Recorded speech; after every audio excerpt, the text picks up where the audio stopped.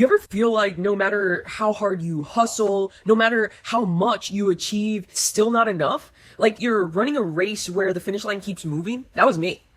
Grinding, achieving, chasing the next win, until one night I hit a wall. It wasn't burnout. It was something deeper. It was the voice in my head saying, you're still not good enough. What I didn't realize, that voice wasn't my enemy. It was the kid I used to be, begging to be heard, loved, and finally seen. This isn't just about business or success. This is about the one thing no one talks about. The inner child who's still running the show. Let's get into it. My senior year, my teachers were convinced that I was headed for two places, jail or the grave. And honestly, I wasn't exactly proving them wrong. I was doing drugs, selling drugs. Why?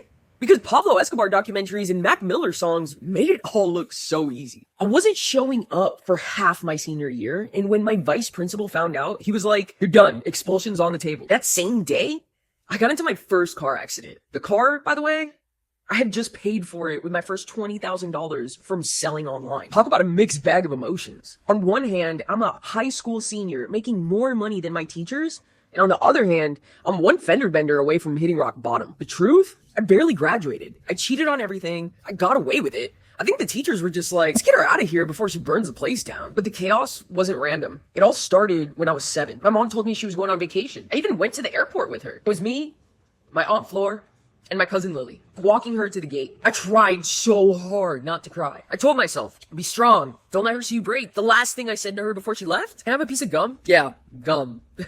Because chewing it was the only thing keeping me from breaking down. She hugged me, kissed my forehead, and got on that plane. And 3 days later, she was remarried. And Dad didn't even get a phone call. He found out through his friends. I watched my dad cry every single night. And at 7 years old, I decided it's my job to hold this together. I have to be his rock. I told him, we don't need her, Dad. It's just you and me against the world. But deep down, I didn't believe that. I felt abandoned, scared, and so full of sadness that I didn't even know how to process it. So I did what any kid would do. I built walls around my heart.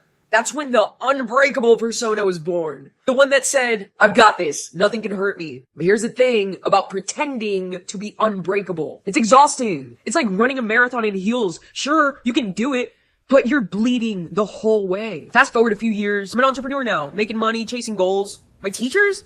They probably still thought I was headed to jail, but instead, I'm hitting milestones like boom, first $10,000 a month, boom, first $100,000 a month. And when I hit my first $100,000 a month, you know what it felt like? Nothing. I thought I'd feel like a boss. Like I finally made it, but instead it was like, cool, what's next? It turns out I wasn't chasing success. I was chasing validation. I wanted my clients to praise me. I wanted my dad to be proud. I wanted to prove to the world that I wasn't a screw up. But no matter how much I achieved, it was never enough. One night, it all came crashing down. I was tired, mentally, emotionally, physically. I wanted to pop a Xanax and just call it a day. But instead, I did something I'd never done before. I sat with myself.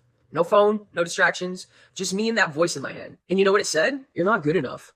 You'll never measure up. Normally, I'd fight it, but that night, I listened. And I realized that voice wasn't my enemy. It was my inner child.